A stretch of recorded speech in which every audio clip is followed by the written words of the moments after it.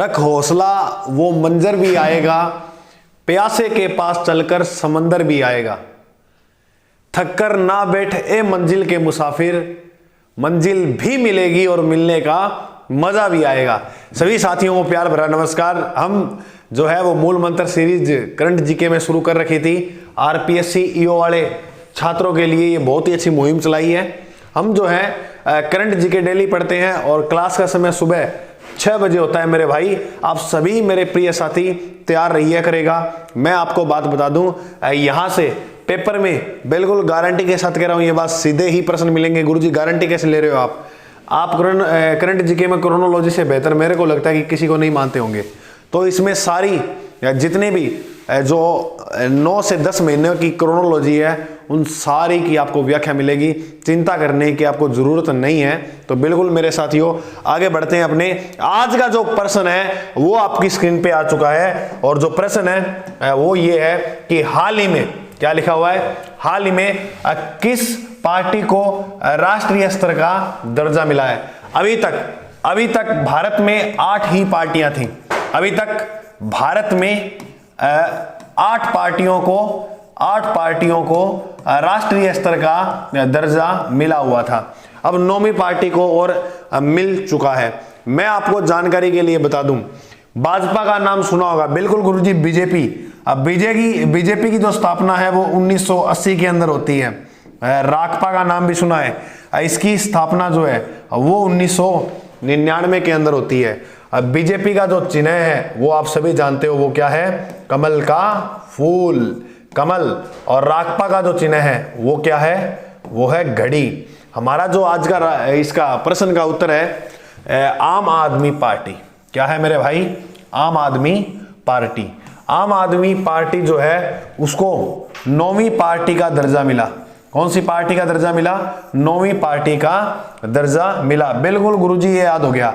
आपको मैं एक जानकारी के लिए बात बता दूं, भारत में आम आदमी जो पार्टी है, आम आदमी पार्टी वो 4 जगह पर है। कितनी जगह पर है, 4। गुरुजी वो 4 स्थान कौन कौन से हैं, गोवा आप सभी जानते हो, गोवा। और दिल्ली के अंदर केजरीवाल की सरकार है, ये भी आप जानते हो, वो भी आम आदमी पार्टी की है। उसके बाद आप याद रखना गुजरात, और उसके बाद जो आप याद रखोगे वो पंजाब। भगवंत मान जी आपने नाम सुना ही होगा, बिल्कुल। तो याद रखना गोवा, दिल्ली, गुजरात और पंजाब, यहां जो है वो आम आदमी की पार्टी है या सरकार है। तो याद रखना वर्तमान में 9वीं जो राष्ट्रीय पार्टी का दर्जा मिला वो किसको मिला है, आम आदमी पार्टी को। बिल्कुल सिंपल सी बात थी। आइए नेक्स्ट प्रश्न की ओर बढ़ते हैं। आपका नेक्स्ट प्रश्न आ रहा है, गुरुजी क्या 74वां गणतंत्रता जो दिवस था उस दिवस के कार्यक्रम के अवसर पर मुख्य अतिथि के रूप में कौन आए थे।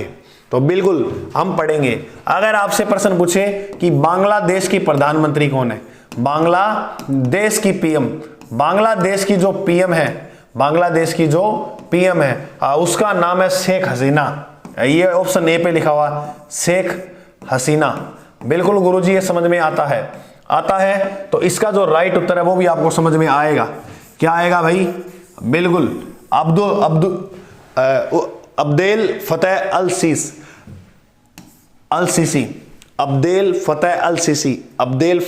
सीसी। गुरुजी ये जो है हमें सुना है कि यह तो मिस्र की राष्ट्रपति है। मिस्र जो है उसकी राष्ट्रपति जो है वो कौन है वर्तमान में, वो है अब्देल फतेह अल सीसी। यह 74वें गणतंत्र दिवस कार्यक्रम पर भारत के अंदर आते हैं या यात्रा करते हैं। ठीक है, बिल्कुल सिंपल सी बात है। आइए आगे बढ़ते हैं नेक्स्ट प्रश्न की ओर। गोलकीपर्स ग्लोबल गोल्ड अवार्ड किस भारतीय महिला को मिला है या किस भारतीय महिला को इससे नवाजा गया है। बिल्कुल पढ़ेंगे मेरे भाई। देखो इधर देखो सारे, यह अवार्ड 4 महिला को मिला है। कितनी महिलाओं को मिला है, 4 महिलाओं को। 4 महिलाओं में से एक जो है वो भारतीय है, एक क्या है, भारतीय है। इस भारतीय महिला का नाम है राधिका बन्ना। क्या नाम है? राधिका बन्ना। इस राधिका बन्ना को जो है वह ग्लोबल गोल्ड अवार्ड मिला है। तो मेरे भाई इसका जो राइट उत्तर है वो क्या हो जाएगा? वो हो जाएगा डॉक्टर राधिका बन्ना। क्या हो जाएगा भाई? राधिका बन्ना। आशा, आशा आपको मैंने बताया था कल वाली करंट जीके की क्लास में, जो नामीबिया से चीते लाए गए थे, चीते लाए गए, उसमें से जो मादा चीता का नाम था वो पीएम ने क्या दिया? नाम दिया। वो किसने दिया? प्रधानमंत्री नरेंद्र मोदी ने। तो ये बात याद रखना, आशा जो नाम है वो नामीबिया से लाए गए जो चीते थे, उसमें एक चीता थी मादा, मादा चीते का नाम क्या दिया? आशा। ये बात भी तुम याद रखना बिल्कुल। आइए नेक्स्ट प्रश्न की ओर बढ़ते हैं। किस एक्सप्रेस ट्रेन को प्रधानमंत्री नरेंद्र मोदी ने 30 सितंबर 2022 को हरी झंडी दिखाकर शुभारंभ किया था? आपको मैं जानकारी के लिए बता दूं, मोस्ट इंपोर्टेंट प्रश्न है ये। 30 सितंबर 2022 को हरी झंडी दिखाई गई थी, 30 सितंबर 2022 को, जिसका नाम था वंदे भारत एक्सप्रेस। वंदे भारत एक्सप्रेस, बिल्कुल वंदे भारत एक्सप्रेस। भारत की वर्तमान में सबसे गति से चलने वाली अगर आपसे पूछे रेल कौन सी है, गति से चलने वाली जो एक्सप्रेस है, जो ट्रेन है, उसका नाम है वंदे भारत। गतिमान एक्सप्रेस मत कर देना, कौन सी है? वंदे भारत। इसका जो शुरुआती स्टेशन है वो गुजरात की राजधानी, गुजरात की राजधानी क्या है गुरुजी? मेरे भाई गुजरात की जो राजधानी है उस राजधानी का नाम है गांधी नगर। तो गांधी नगर से ये होते हुए जाएगी। बिल्कुल इसका राइट उत्तर जो हो जाएगा वो क्या हो जाएगा? वंदे भारत। तो किस एक्सप्रेस ट्रेन को प्रधानमंत्री ने 30 सितंबर को 2022 को हरी झंडी दिखाकर शुभारंभ किया? वंदे भारत। सितंबर के करंट जीके की शुरुआत की है। देखो मैं आपको एक बात बताऊं, सितंबर से शुरुआत कर दी, सितंबर, अक्टूबर, नवंबर, दिसंबर, फिर उसके बाद जनवरी, जनवरी के बाद फरवरी, मार्च, अप्रैल और मई। कितने का हो गया? 1 2 3 4 5 6 7 8 9, 9 महीने का हम करंट अफेयर कर लेंगे। मेरे को लगता है कि ईओ के एग्जाम में बहुत ही अच्छी अपने जो है वो कारगर सिद्ध कर देंगे इस क्लास को। कैसे गुरुजी? देखो करंट जीके का जो वेटेज होता है ना, ऐसे मान के चलो अपनी 100% ये करंट जीके का वेटेज है, इसमें से 2 भागों में बांटा जाता है इसको। अब आप कहते हो ना, कई बार ये प्रश्न आता है कि गुरुजी करंट जीके कहां तक का पढ़े, तो 100% आप मानो इस वेटेज को, 100% के अंदर आप 50% बांट लो। कितना परसेंट? 50, सॉरी मैं आपको आगे वाले पेज में समझाता हूं। तो इसका राइट उत्तर क्या होगा? वंदे भारत ट्रेन। ठीक है, आ जाओ। देखो क्या होता है, करंट जीके किस प्रकार एग्जाम में पूछा जाता है, मेन इस बात को आप समझो। देखो अपने मान लेते कि करंट जीके 100% आएगा कोई एग्जाम के अंदर। इस 100% को आप 2 भागों में बांटो। एक भाग के अंदर रखो आप 80% और एक भाग के अंदर रखो 20%। 80% जो करंट जीके पूछा जाता है वो पिछले 6 महीने का पूछा जाता है। ये एक एग्जाम का रिव्यू होता है कि 6 महीने का जो है वो 80% जीके के प्रश्न आएंगे, और 20% जो प्रश्न है वो पीछे के 6 महीने के। तो कहते हैं ना कि 1 साल का करंट पढ़ो, इस प्रकार पढ़ना चाहिए। ज्यादा जो टारगेट लेके चलना चाहिए एग्जाम की डेट से पीछे का 6 महीने का टारगेट लेके चलना चाहिए। तो इस प्रकार से, ठीक है। तो इसी प्रकार से मैं इसलिए आपको 9 महीने का करंट करवा दूंगा, कोई दिक्कत वाली बात नहीं है। अब अपने आगे जो प्रश्न की ओर बढ़ते हैं, वो अगला प्रश्न अपना आ रहा है स्क्रीन पे कि देश का पहला राष्ट्रीय इलेक्ट्रॉनिक प्लेटफॉर्म जिसका नाम है ई फास्ट इंडिया। क्या नाम है? ई फास्ट इंडिया।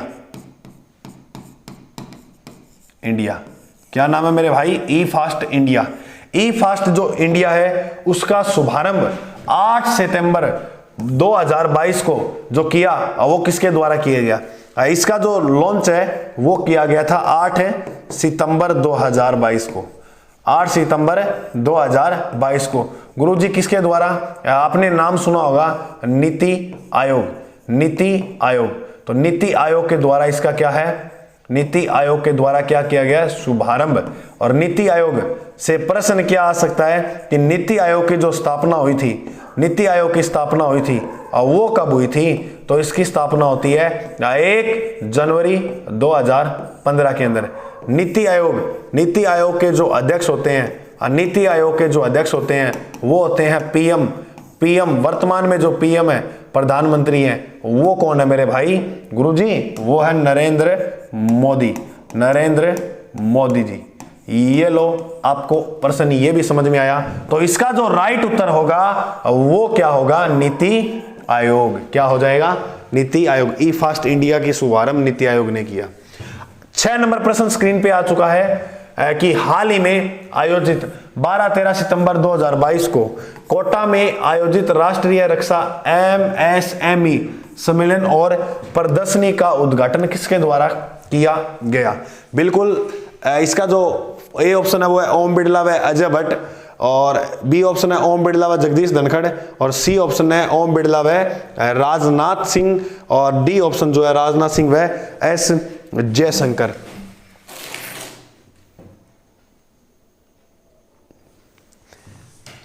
बिल्कुल, ये बता दीजिए इसका जो राइट उत्तर है वो क्या होगा?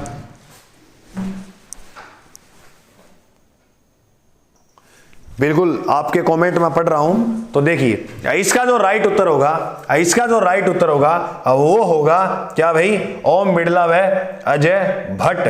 ओम बिड़ला व अजय भट्ट। क्या? ओम बिड़ला व अजय भट्ट। तो देख लो आप, MSME सम्मेलन जो है उसका आयोजन कोटा में हुआ था। कहां पर हुआ था ये याद रखना, कोटा में। किसके द्वारा उद्घाटन किया गया था? ओम बिड़ला व अजय भट्ट के द्वारा। अगर आपसे प्रश्न पूछे वर्तमान में लोकसभा अध्यक्ष कौन है? लोकसभा अध्यक्ष कमेंट में छाप दो फटाफट। लोकसभा जो हमारे अध्यक्ष हैं वो कौन? आपके सामने नाम लिखे हुए बता दो। आइए नेक्स्ट प्रश्न की ओर बढ़ते हैं। इंदिरा गांधी शहरी रोजगार गारंटी जो योजना है, बिल्कुल क्या लिखा हुआ है? इंदिरा गांधी शहरी रोजगार गारंटी योजना के अंतर्गत बेरोजगारों व जरूरतमंद परिवारों को कितने दिन का रोजगार उपलब्ध करवाया जाएगा? इसका फटाफट, इसका जो है वो राइट उत्तर आप कमेंट में फटाफट से बता दीजिए। ठीक है, तो देखो इंदिरा गांधी, अगर हम रोजगार योजना की बात करें तो इसका जो शुभारंभ है, इसका जो शुभारंभ वो हुआ था 9 सितंबर को। कब हुआ मेरे भाई? 9 सितंबर 2022 जयपुर जिले के अंदर। कहां पर हुआ? जयपुर जिले में। शुभारंभ जो हुआ था जयपुर में, एक बावड़ी है खानिया बावड़ी। कौन सी बावड़ी? खानिया बावड़ी। खानिया जो बावड़ी है वो राजस्थान के कौन से जिले में है? जयपुर। तो इसका शुभारंभ कब हुआ? जो है 9 सितंबर 2022 को। हमसे जो प्रश्न पूछा है वो कितने दिन रोजगार उपलब्ध करवाएगा, तो ये भी बहुत इंपॉर्टेंट प्रश्न है, बहुत ही ज्यादा इंपॉर्टेंट है, याद रखना 100 दिन। कितने दिन? 100 दिन जो है वो। एक बात और याद रखना, परिवार को करवाएगा, ना कि व्यक्ति को, परिवार को। और ये किसकी तर्ज पर शुरू की गई है? तो ये भी बात याद रखना, मनरेगा की तर्ज पे। मनरेगा की तर्ज पे। गुरुजी ये क्यों की गई? कोरोना जो काल था, कोरोना काल था, उसके अंदर बहुत लोग जो थे वो बेरोजगार हुए, इसलिए मनरेगा की तर्ज पे एक योजना शुरू की जिसका नाम था इंदिरा गांधी शहरी रोजगार योजना। आइए आगे बढ़ते हैं नेक्स्ट प्रश्न की ओर। 8 नंबर जो प्रश्न है वो ये है कि हाल ही में मुख्यमंत्री अशोक गहलोत जी द्वारा पेयजल की सुचारू उपलब्धता के लिए चंबल पेयजल परियोजना किन 2 जिलों के अंदर शुरू की गई है? मैं आपको एक प्रश्न पूछूं कि राजस्थान की सबसे बड़ी पेयजल परियोजना, तो वो आप बोलोगे बिशलपुर परियोजना। उसका उत्तर क्या बोलोगे आप? बिशलपुर परियोजना। गुरुजी बिशलपुर जो परियोजना है वो कौन से जिले में है? तो मेरे भाई वो टोंक में है। किस नदी के ऊपर है? बनास नदी के ऊपर। कौन सी नदी के ऊपर है? बनास। इसका जो राइट उत्तर होगा वो होगा धौलपुर और भरतपुर। इसका जो राइट उत्तर होगा वो क्या होगा? धौलपुर और भरतपुर।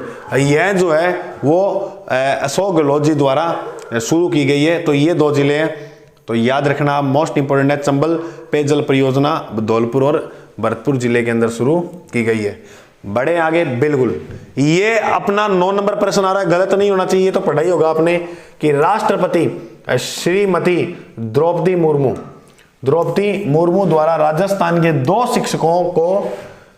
शिक्षकों को, जिसमें एक का नाम है दुर्गाराम मुवाल और दूसरे का नाम है सुश्री सुनीता गुलाटी को राष्ट्रीय पुरस्कार से नवाजा या सम्मानित किया गया। इनका संबंध किन जिलों से है? मैं आपको बात बताऊं दुर्गाराम की, मैं आपको बात बताऊं किन की भाई?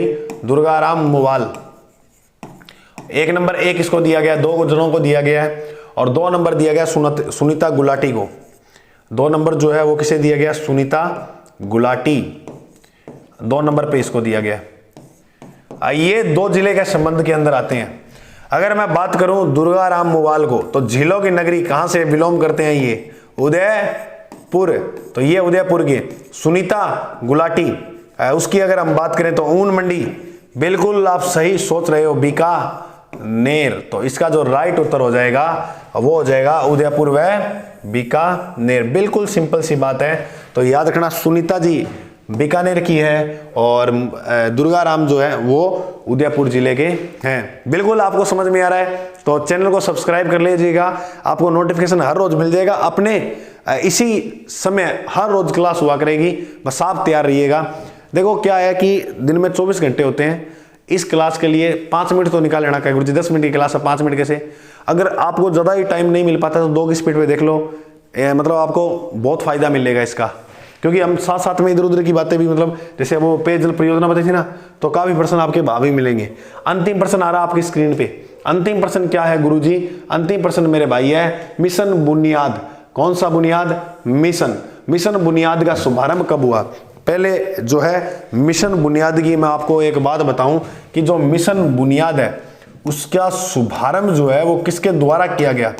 तो पहले तो आप मेरे को ये बताओ, शिक्षा मंत्री कौन है? गुरुजी बीडी कल्ला जी।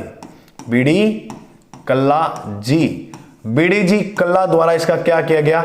शुभारंभ। और हमारे जो शिक्षा मंत्री हैं, कौन भाई? शिक्षा मंत्री वो कौन है? बीडी कल्ला। तो शिक्षा मंत्री को आप याद रखना कि मिशन बुनियाद का शुभारंभ बीडी कल्ला जी द्वारा 5 सितंबर 2022 को किया गया। कब किया गया? 5 सितंबर 2022 को किया गया। बिल्कुल आपको समझ में आ गया मिशन बुनियाद, बिल्कुल ठीक है। इसके बाद नेक्स्ट प्रश्न जो आपकी स्क्रीन पे वो ये है कि नोट्स की पीडीएफ प्राप्त करने के लिए हमारे Telegram channel GK by Ajay sir, ये आप जो चैनल यूट्यूब पर देख रहे हो इसके डिस्क्रिप्शन में भी लिंक दिया गया है। अब वहां पर ये आपको पीडीएफ जो है पूरी आंसर की वाली प्राप्त हो जाएगी। और क्लास देखने के लिए थैंक यू ROU एस्पिरेंट। मैं भगवान से ये उम्मीद सारे हाथ जोड़ के तमन्नाएं मांगता हूं आपके लिए कि भगवान करे आपका अच्छी रैंक के साथ ईओ भर्ती RO के अंदर सिलेक्शन हो। और देखो क्या होता है कि कई विद्यार्थियों की सोच होती है कि गुरुजी पीडीएफ तो भेज ही देते हैं, तो उससे क्या है कि मैं पढ़ ही लूँगा पीडीएफ और क्लास अपने मिस कर देते हैं। कोई बात नहीं है। देखो बोली हुई बात जो है ना वो ज़्यादा याद रहती है। मैं आपको बताता हूँ ना, पीडीएफ तो चलो पढ़ लेना अच्छी बात है, लेकिन एक बोली हुई बात, एक सुनी हुई बात क्या पता एग्जाम में कहाँ काम आ जाए। ऐसे तो हम काफ़ी चीज़ें पढ़ते हैं इधर उधर, वो याद रहती है क्या? नहीं होती। सुनी हुई बातें याद रह जाती हैं। इसीलिए क्लास में 5 मिनट जरूर निकालना पूरे दिन के अंदर इस क्लास के लिए, आपको फायदा जरूर मिलेगा। पीडीएफ मैं भेज ही दूंगा आपको, कोई दिक्कत वाली बात नहीं है।